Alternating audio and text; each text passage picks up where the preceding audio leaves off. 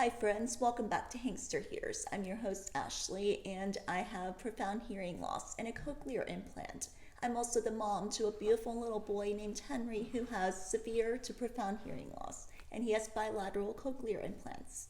This episode's really special to me because I have my beautiful mom Susan here with me and she will unpack her experience as my mother going through the hearing loss journey with me over 30 years ago to today, and now as a grandmother to Henry. I created HanksterHears to be an online community and a source of inspiration and support for parents and family members and clinicians, therapists who are looking for ways to support kids with hearing loss. So if you're new here, my son Henry, we call him Hankster, was diagnosed with hearing loss when he was a newborn, and that was through the newborn hearing screening. That is the standard course of care in hospitals across the United States and every state.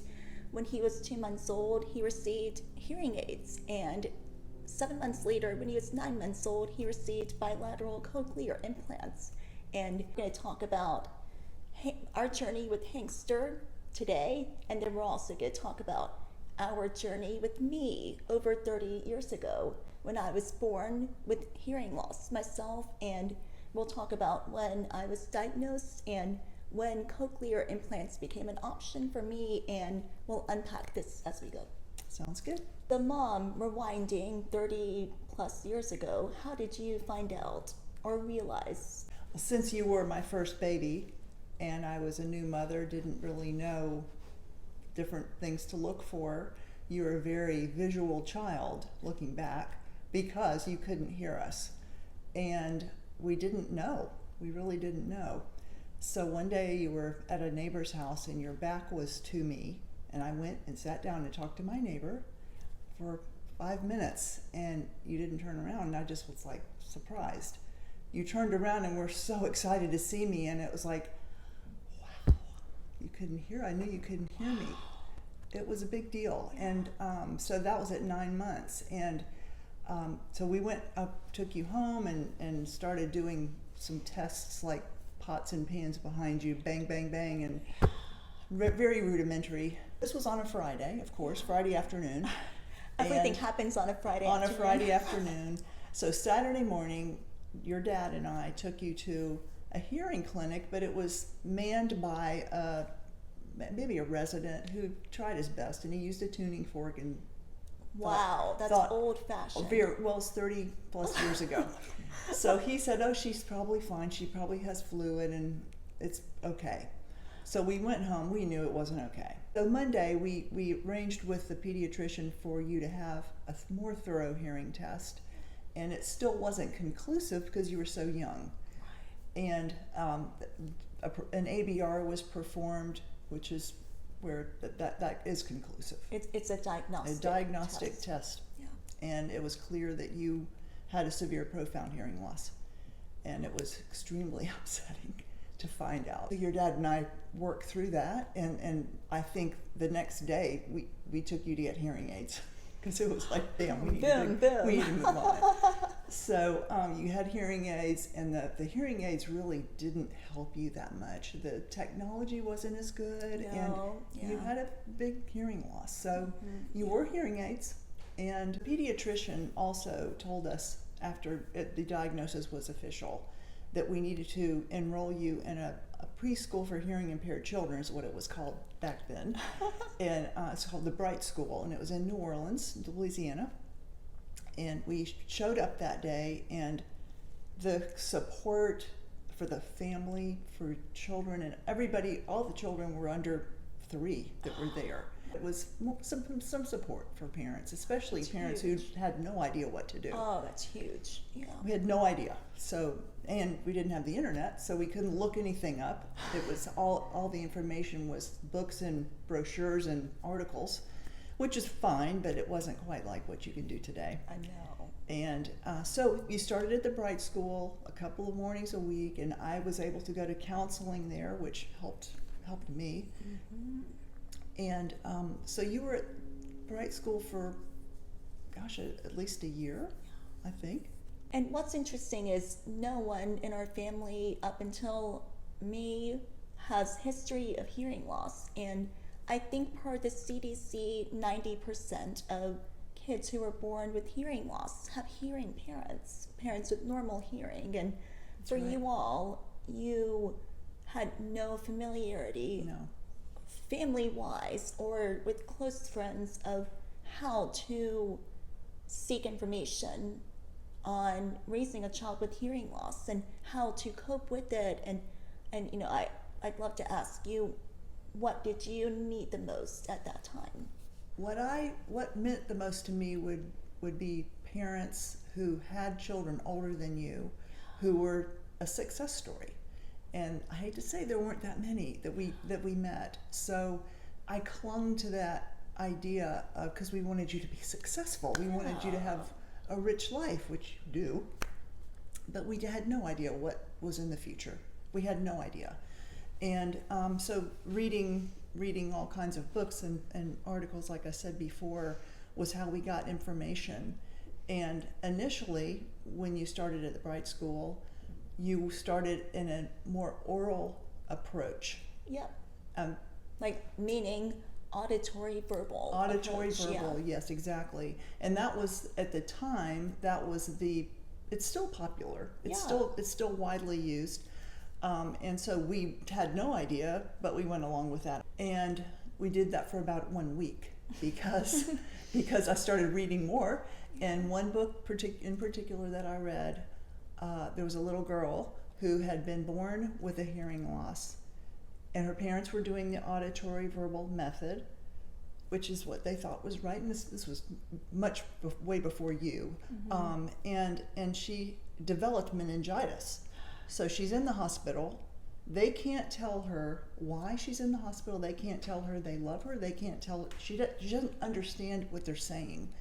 So from that moment on, I decided I'm signing to you because I wanted you to have language. We wanted to communicate with you. It was so important. And as it turns out, we signed and spoke at the same time. And the school was very supportive of doing that with you, the preschool. And look what happened. You developed language. You could tell us how you felt. Yeah. We might not have understood what you were saying verbally at first, yeah, but we understood through your signs. And so you also saw us talking and heard us, maybe not heard us talking until after you got your cochlear implant, but you knew that was part of it, part of the system. Right. And so I received my cochlear implant. I won when I was 3. Yes. And let's talk about what happened for me to even receive that in the first place. So periodically you would go to an audiologist, like any child with hearing loss does, or any adult too. Mm-hmm. And the audiologist that actually diagnosed you, Dr. Berlin in New Orleans, we put you in the sound booth, and you were about 3, so you could sit in the sound booth by yourself. And we realized that the little bit of hearing that you had that was amplified with your hearing aids, which, like I said earlier, was not much, was gone. You had a progressive loss, even though you had a big hearing loss to start with. So then it was like, were we going to do anything? We had some choices, and Dr. Berlin said, you can continue signing and talking. That's nothing wrong with that. There's another option called a cochlear implant, and it has just been approved within the last 6 months for children under the age of 18. We had heard of it, but we had no idea anything about it. So then there's the research again, no internet, and so we imagine we had pamphlets, and we had some papers that had been probably copied or mimeographed or whatever from Dr. Berlin, and read them, and we just did as much as in research as we could, and decided that we would go forward with that. And so you got one implant when you were 3.5, I think. Yep. It's been a while. Yeah. And that was, the surgery was a lot different than it is today. Mm-hmm. But it was, they chose to do the side that had the worst hearing, which really neither of them were great. But back then the idea was to keep the other side for future technology to preserve it. Well, it turns out that's not a good idea because that auditory nerve atrophies. Yeah, exactly. So that was something that we didn't know. Yeah. So the care team that was in charge of the activation for your implant didn't really know what they were doing. Right, and it was, if you think about it, that was likely one of their first years of working, and yes. it was their first year of working with cochlear implants. You might have been their first one. I can't remember specifically, but they really did their best. But they turned all the electrodes on, and it was way too much stimulation for you, and you had been in silence for a while. So it was emotional for us and for you because you're supposed to wear this device all your waking hours, and it was just too much. Yeah. Well, jump ahead a little bit. So we went back the next day or next couple of days, and they turned many of the electrodes just way down, turned a couple of them on, and then it was so your brain could get used to the sounds. And at that time they didn't mean anything to you. Right. It took a long time for it to mean something to you, for you to understand what you were hearing. Absolutely. Yes. Yeah. And in contrast, Henry today, when he was implanted at 9 months old and activated just 2 weeks later, the audiologist described it like opening the window slowly, and that's from 30 years of learning, trial and error, how you need to introduce this, wide world of sound and new range to someone who hasn't had access to that range. It's come such a long way. They're so confident and knowing how much stimulation to give initially and what to look for. Henry's journey is just, every day I'm just amazed at the leaps and bounds he's making compared to what your journey was. Right. It was so much different. Yeah. And it's wonderful, the technology and just the information and experience of the care team. And the understanding and just year over year, decade over decade, there's more and more understanding, and it's just they're honing it down to a science, it seems like. Yeah. Yes, for sure. Yeah. It's amazing. It still is just as amazing as ever. I know it is. Yeah. I just wanted to go back and talk about the decision to sign with you. Right. About 2 weeks after you were diagnosed. It was so amazing. When we did decide to sign, you took to it. It was your first language. It was. And it was just like you were just hungry for it. You started signing right away. Wow. They were little kid signs, and it was just adorable. But you knew it's like you needed it. And so that's kind of my soapbox. I think it's really important to give children the option of having as much language as they can get. It's huge. Or hearing or not. I mean, it's just, it really is enriching. It helps them read better. It helps with life in general. Just descriptions and details, and it's very important for them to have that, be able to tell you things, and you explain things to them. So I'm very, very thankful that I did read that book. And we decided to sign early on because I think it benefited all of us. We still sign to each other once in a while, just because it's part of our deal. Our fabric. Our fabric. Yeah, and it's funny, with us, so I kind of grew out of signing by age 7 or 8, something like that. It was a gradual process because I was mainstreamed in school all along. Yeah, for all along, and I was able to, and with the cochlear implant, from age 3 onwards, with every passing year, my brain made sense of the sound, and since we've been talking all along, you were just always practicing, and you all were so descriptive all the time with signing and talking at the same time, like you mentioned, and it's so interesting to think back, because being mainstreamed, I had a sign language interpreter from kindergarten to 3rd grade, and to make sure I didn't miss anything, and I was able to have access to that language, but I was like we mentioned, mainstreamed, and my friends had normal hearing and they didn't sign. And I think all of that just factored into me growing out of signing all the time. But now with Henry, we're signing and talking with him to make sure he has access to as much language as he can. But it's like riding a bike. Like we are finding ourselves like muscle memory, remembering, what's a sign for so and so, and then among one of us will remember it. It really does come back. One funny story that your brother is 2.5 years younger, and so we were so descriptive with you with signing and voice, telling you about everything all the time. So he has normal hearing, and he just sat back and absorbed all of this for the first couple of years of his life. And he started speaking in perfect sentences at a really young age. And people would stop me and say, how old is he? Because he benefited from all the descriptive language. It just all went in. You were bathed in it, and so was he. Yeah. So it's just one little tidbit. I thought that was kind of funny. Oh, so funny. And what's interesting is Miles, my brother, he never signed. No, not really. Yeah, Mm-hmm. yeah. Mm-hmm. I think that the timing just... the That's phasing true. out, Yes, me tapering off, and yes. just relying more on listening and spoken language. Yeah. I was thinking about it.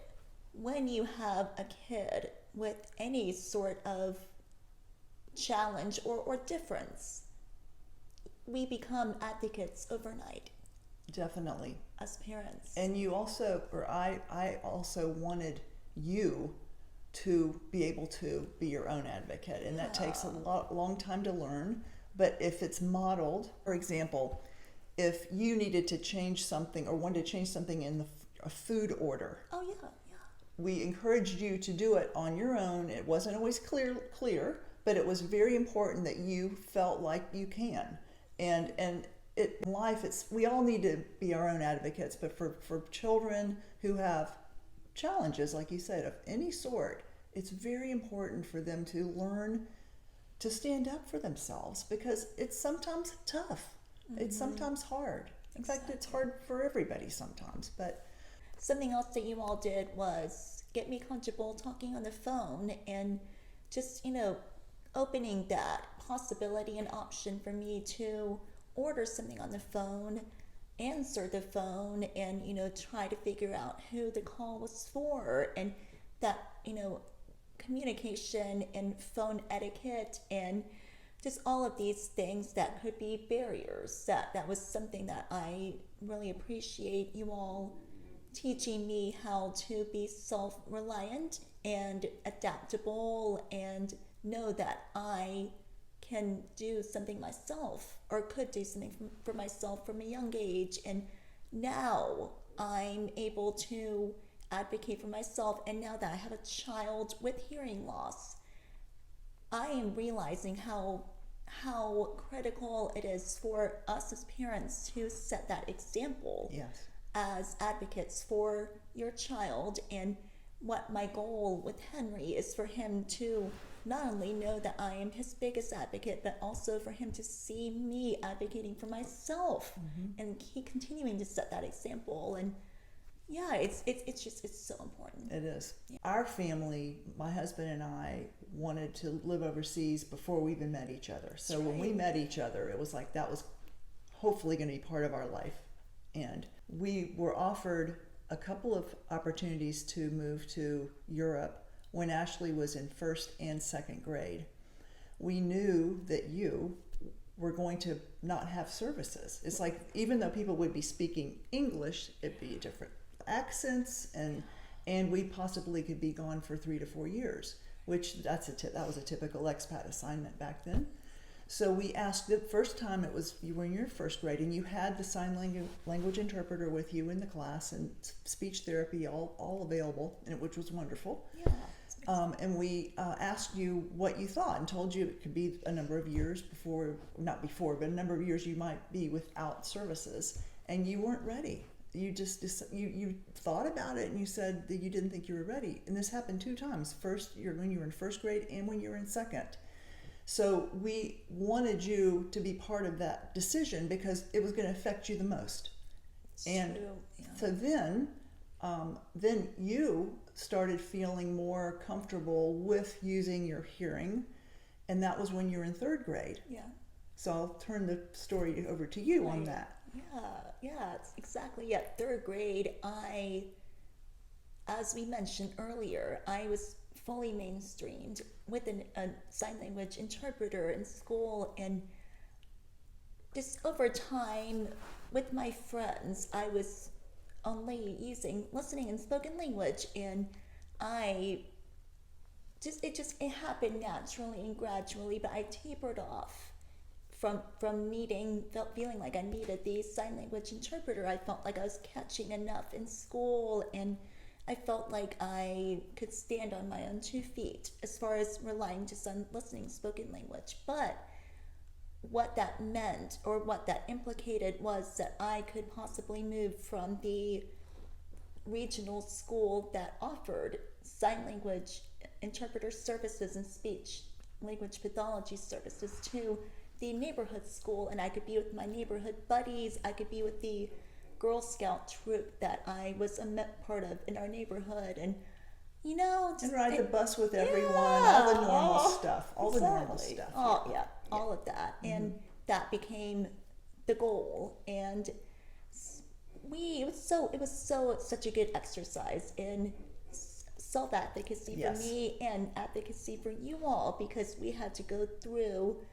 the processes to have this be an option, and went through the whole IEP process with school administrators, and it was an IEP on steroids because we had both principals from each school there, and all of the support people, and then your dad, me, and you sitting on the other side of the table. And one of the principals, who the school that you had the services, didn't want to let you go. She said, what if it doesn't work? Oh, really worried. The other principal was like, what if it does work? Yeah. It was such an interesting thing to see. And they asked you the questions. It's like, are you sure you want to do this? And your little third grader, you said yes. So it was like, the worst thing that could happen would be you end up going back to the school you were at previously. It would have been fine. Oh yeah. So you did it, and so you started your 4th grade year in the neighborhood school. And that year, we were offered a position. We thought it might be Europe, but it was actually West Africa. And big difference. We asked you, and we did research on it, and we asked you how you felt, and you said you were ready. And so that's what we did. Yeah. We March of your 4th grade year, family moved over to Cameroon, and from there on you were mainstreamed. I mean, you were mainstreamed all along, but I mean, no services. You just were soloing, basically. Soloing. Yeah. Yeah. Wow, what a journey. It's been a journey. It's still a journey. Yeah, it's still a journey. And I have a front row seat. I love it. Exactly. Just basically hitting the reset button, but 30 years later, yes, with a kid who has access to surround sound with bilateral cochlear implants from the age of 9 months. It's so different and so amazing. Like I said earlier, every day the things he's hearing. He hears us. He understands before he can really say a lot. He says a lot of things, but he understands so much by hearing. It's just really so cool. It's such a big difference for me. I mean, I understood everything through sign when I was his age, but not through the hearing. It's a big difference. Something I'd like to also bring up is how I felt when we thought that Henry had a hearing loss, which we didn't expect. No. When you were a baby, we didn't have extensive genetic testing done after you were diagnosed, but we had a little bit. And what we came away with was you had a far lower chance of having a hearing impaired child, even if you married a deaf man. It was so really Henry's hearing loss came out of left field, but there it was. And I wasn't. You have to go through a grieving process. We all did. Yeah, we all did. But we felt at the same time, it's like we know what to do. Yeah. So this is where the multi-generational it's been a gift for us because we're back in a mode of familiar, that just the language, increasing language and talking and bathing him in sound. Along with so much help from amazing clinicians and therapists, like a speech language pathologist and an auditory verbal therapist is the same person. So she has that double whammy and decades of experience. She's helped us bring Henry's world to life and learn how to be parents to a kid with hearing loss. And it's a source of inspiration when she comes to visit, because we learn new things and we see how we can open up his world. And we have an awesome clinical team, world-class audiologist, an amazing surgeon, and we also have other therapists and teachers of the deaf who support us. A teacher of the deaf who comes over and teaches us sign language. It's really a refresher for me, but for my husband Ian, Henry's dad, he has normal hearing and he's learning sign for the first time. And yeah, it's just such multi-dimensional support. And it takes a village. It takes a village. Yeah. Henry has a very large village. It does. But the also interesting thing, the signs have changed some since 30 years ago. So that's been interesting for us they've simplified. I think they aren't quite so complicated. Back to the speech language pathologist, something that's really helped me with this is that since Ashley's story was different because you were implanted later, it took longer for everything to happen. It did. And so with Henry, it's been so helpful to me because she has been able to tell us like a timeline of what to expect. This is what he should be doing. And it's so much faster than when you had yours. So, and that's been really helpful for me because I needed to have a timeline. Yeah. And sure enough, he's right on it. It's something else. It really is. It's amazing to see him. He's hitting milestones and hitting certain, amounts of words and vocabulary on track with his peers that don't have hearing loss. It's true. I know. So, my mirror mama, thank you for helping me share our story. It's really your story, Dad's story, my story, our family's story, and always being there for me as I go through this journey with Hankster, and we wouldn't be able to do this without you. I love you, my mirror daughter. If you liked this episode, please like and subscribe so you can follow along and get more sneak peeks into our hearing loss journey. And also follow us on Instagram for more behind the scenes stories and tips and tricks and multi-generational insights. And also, if you have any questions or want us to dive into specific topics that we unpacked today, leave a comment or DM me and we'll try to include that in a future video. Thank you and take care.